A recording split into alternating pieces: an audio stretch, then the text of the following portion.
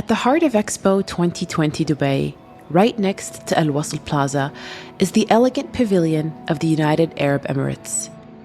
It's futuristic looking and avant-garde, an architectural marvel with wings, and I mean that literally. The principal design concepts take inspiration from the vision of the majestic falcon. This is Dr. Santiago Calatrava, the Spanish-Swiss architect and engineer behind the stunning structure. The falcon is the national symbol of the United Arab Emirates, with its natural elegance and large wings. It represents many characteristics of the first 50 years of this young nation, such as ambition and the brave and visionary spirit of its people. Dr. Calatrava took this national symbol and brought it to life in the form of the host nation's pavilion. It looks like a majestic falcon in flight, with 28 wings that move up and down throughout the day. It's truly stunning, the kind of building that stops you in your tracks because you have to take it in. Similarly, each of the Expo's thematic districts is anchored by an architectural delight that tells a unique and moving story. In this episode, we take a look at the architecture of the UAE Pavilion, Alif the Mobility Pavilion, and Terra the Sustainability Pavilion. How do they continue a long tradition of World Expos being a platform for architectural innovation and placemaking? I'm Noon Saleh, and this is Inside Expo, an official podcast of Expo 2020 Dubai, where history is being made.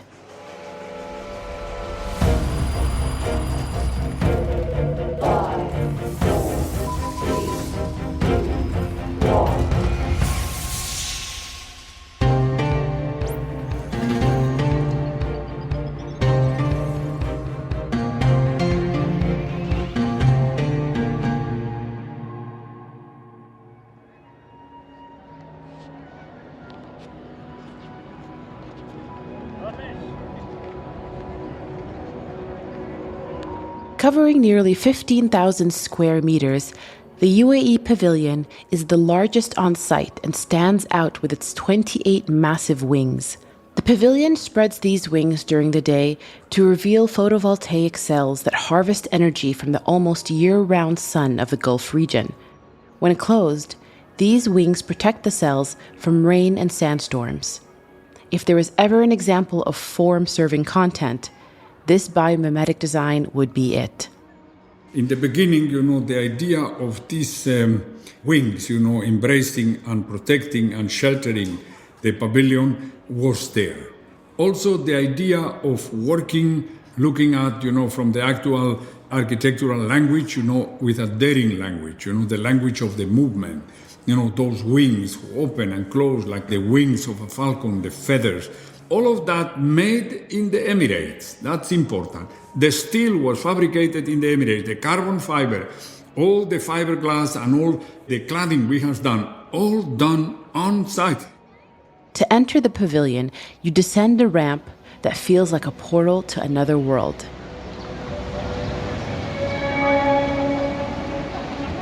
The hustle and bustle of the Expo fade to the background, creating a moment of serenity almost under the shade of these wings.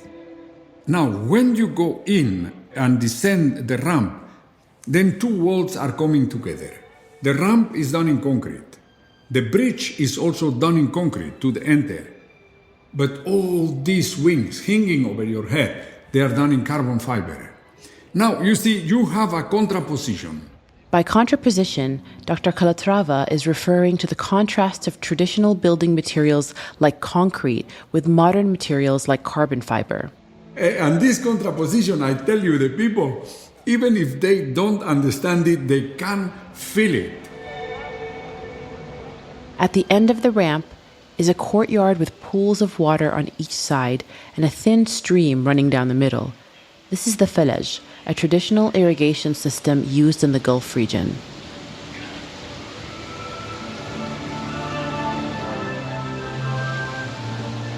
Once you enter the pavilion, you find yourself in a desert with sand dunes of different shapes and sizes.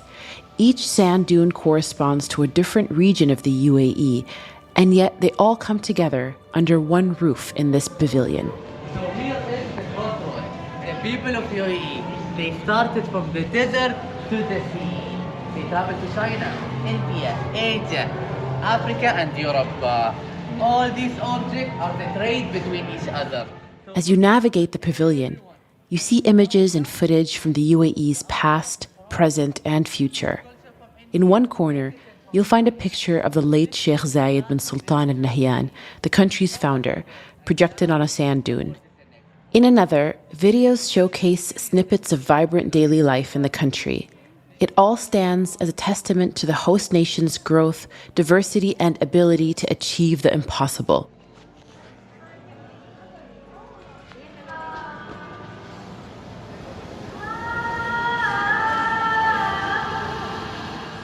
After passing through a short hallway with pictures showcasing the UAE's diverse community, you find yourself in an auditorium showing a short animated film projected onto the ceiling.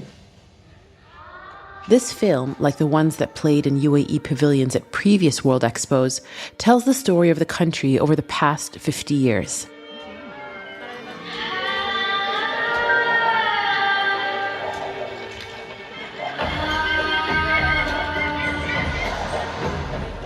But here's the twist.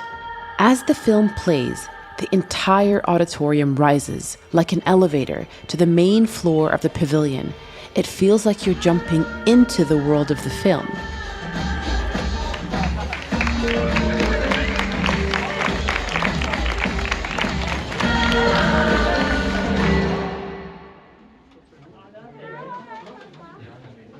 Finally, you emerge into the gleaming white viewing gallery of the pavilion, where you can see displays of different Emirati innovations and achievements.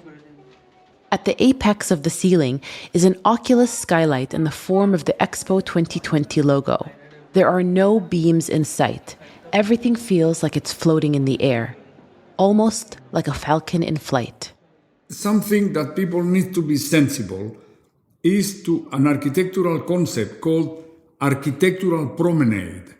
So you have a real promenade. You enter, you walk under the wings, you take the ramps, you go down, you go into the gardens, then there is a pool with water. You are in a more secluded atmosphere, but over your head are the wings, and then you enter in the exhibition. So the introduction is, in my opinion, very harmonious. This architectural promenade, even the way how you leave the pavilion and then you walk towards the plaza. The wings are even accompanying you until the last moment, isn't it? So I think it's a good example of a symbiosis between content and form.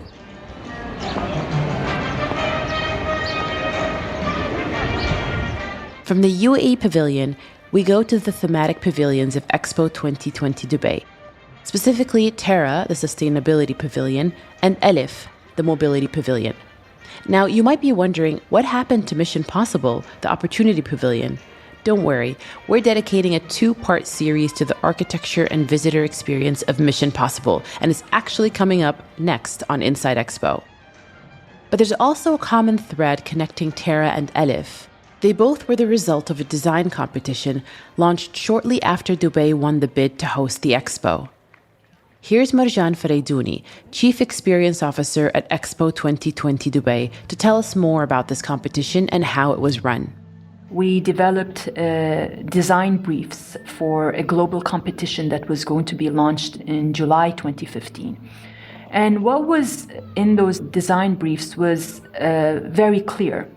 We knew that these structures had to be very appealing and they had to live up to what the themes were. So we defined our themes in the competition brief so that the architects could understand where we were coming from and what messages we wanted to deliver through these structures architecturally, but also from a visitor experience perspective.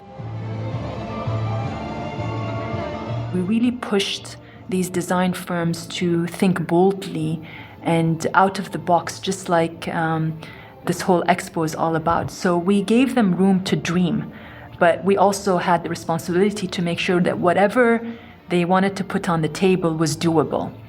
which gets me to how did we evaluate these designs that we had? We had around 12 criteria that we assessed against. One of them, of course, was architectural expressions. World Expos are known to be places where you inspire people by the form of these pavilions. So the architectural expression was very important here.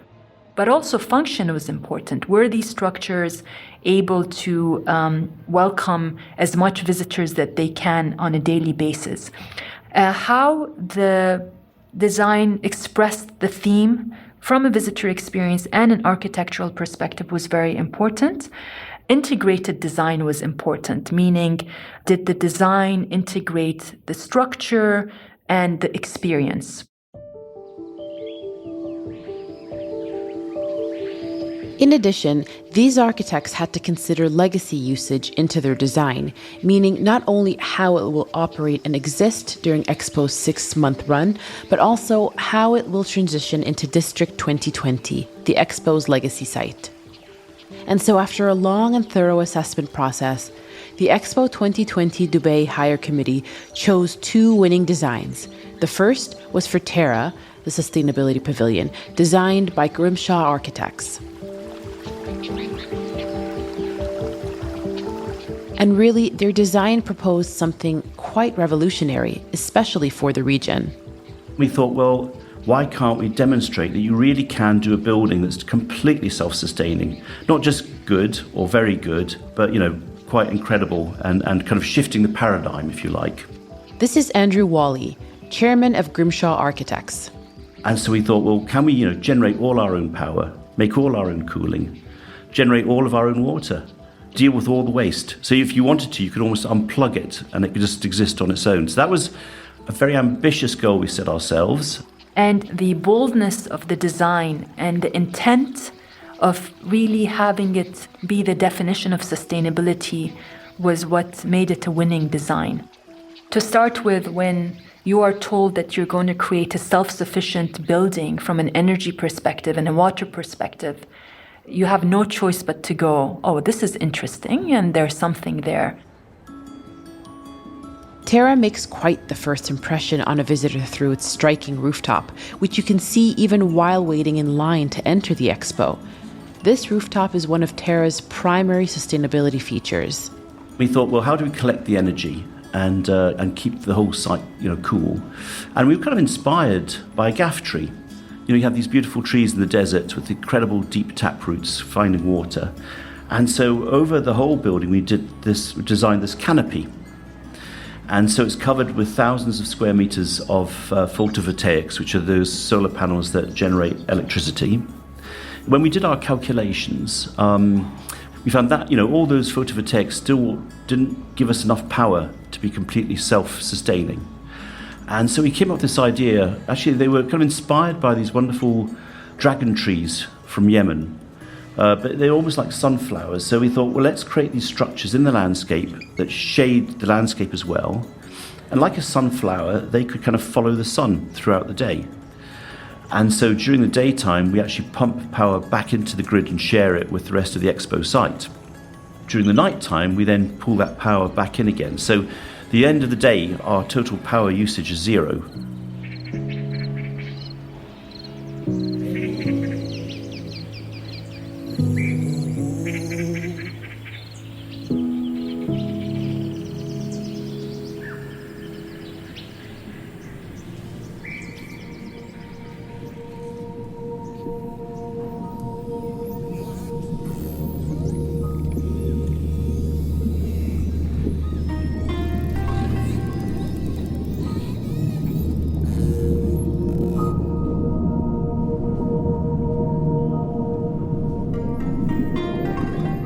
So as the temperature changes from the hot day to the cooler night, water condensates on the E-tree, and then we collect it and then put it through filters, which included ultraviolet and so on, to clean it, and then put it back in our system. So that's one way of generating water. But actually we use a number of ways. We also use reverse osmosis, which is where you take the salty water out of the ground, because there's actually, the water table is reasonably high here, so we could pull water out of the ground. And then we push it through filters, and that gives us fresh water.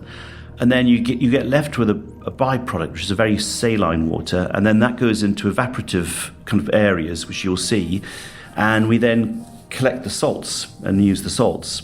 So nothing's wasted. And then even our wastewater, that goes into reed beds. And then the reed beds help filter and clean it. And they're growing, they're quite big and lush now. And then the water seeps into the landscape.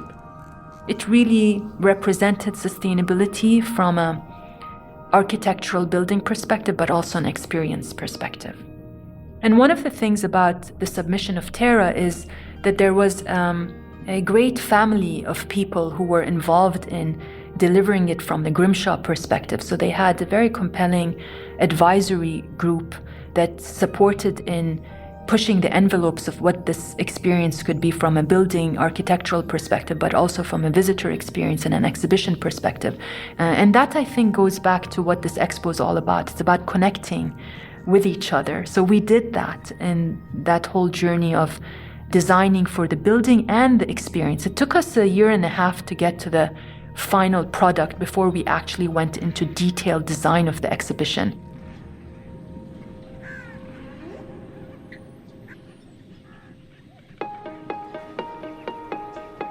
We actually start millions of years ago, where there was forests in this region.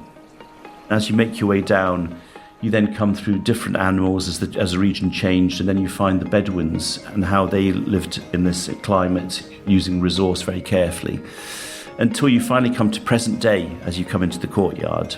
So what we did was, for the expo, we split it into two. So when you come down into the courtyard, you have two choices, under the ocean and under the forest. And you go from understanding the natural systems of the planet to then understanding the stresses we're creating on the planet. What's often referred to now as the Anthropocene, which is how mankind has actually changed the face of the planet, and how we're using resource and so on. For instance, it shows you just the incredible impact, for instance, clothes and the fashion industry has on the planet, because it uses vast amounts of water and we throw away masses of resource. So it's very hands-on. You're kind of immersed in a theatrical setting. And we found that if you kind of really engage people and entertain them, but then make them think and question themselves, it's the best way to get a message across.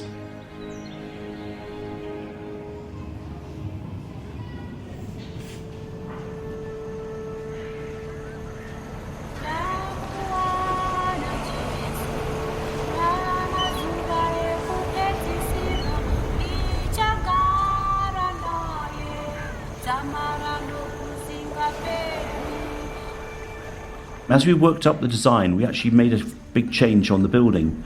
First of all, we lowered below the main courtyard, we created another kind of lower courtyard, what we call the outer ring.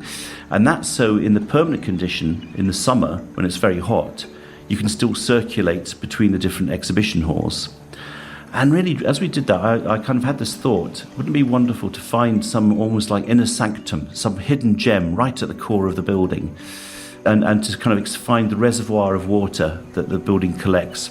And then you step into this, what we call the inner core. And from there, you can look down and you can see this pool of water and look up all the way through the canopy and see the sky and see the clouds. And so you get this incredible connection between the kind of earth, the water, and the sky.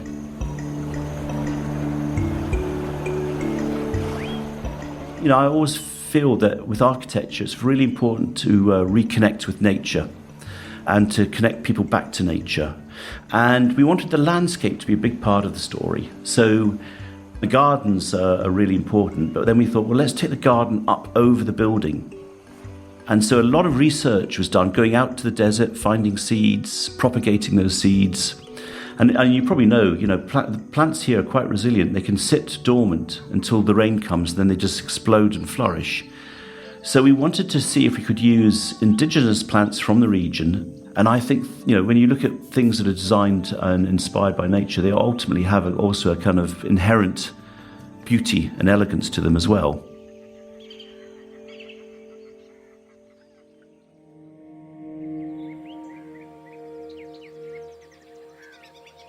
And after all the work and research that we did, it was very clear that we needed to have a science and children's center that would live on after the Expo for the region.